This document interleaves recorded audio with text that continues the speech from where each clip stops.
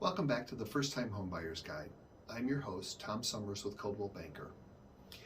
Signing any kind of a contract can be a very concerning thing, as it should be. Not only do you want to be able to read the fine print if there were to be any, but you also want to understand what it is that you're agreeing to. I think one of the big mistakes is the moment a real estate agent meets a potential client, they take this contract and shove it in their face and say, hey, you need to sign this because you're working with me. I've never been a big fan of that. I don't think that that serves me or you very well, because maybe we're not the right fit. I don't know until I meet you and hear what you have to say and what type of home you're looking for and what your goals are.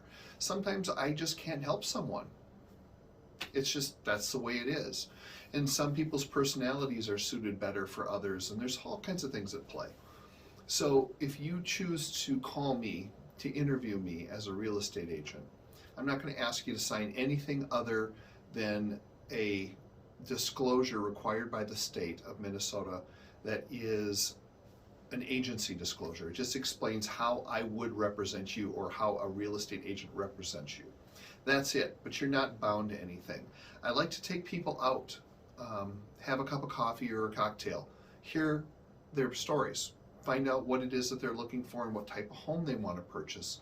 Then I like to take them out and look at a couple of properties first, just to make sure that what I'm sharing with them is of value to them, that they feel comfortable working with me and want me to represent them.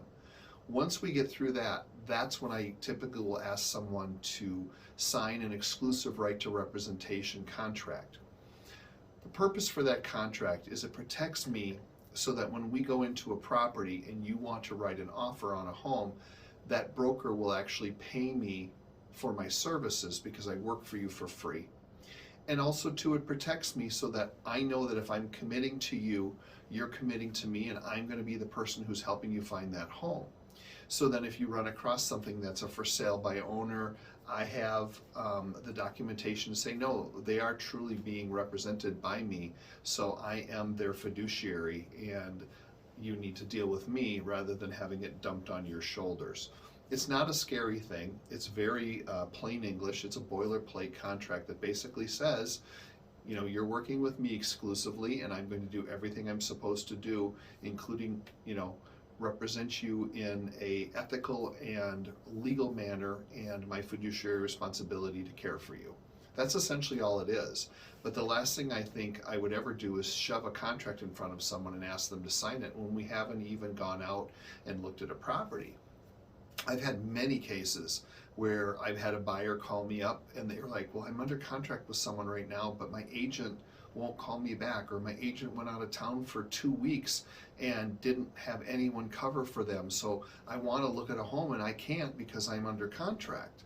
Well, why would you ever want to sign a contract with someone?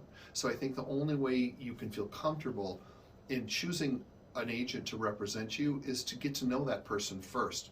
Find out what I'm all about. Find out how I do business, how I communicate, how I will effectively care for you to get you the best deal on a home that works for you. And that's essentially all it is. So it's not something that you should be scared of, and it's something that I will literally sit down with you and go over line by line and explain exactly what it is. But I don't want you to have a fear of it ahead of time, because again, I'm not going to ask you to sign something before we get to know one another. But that's essentially what it is in a nutshell.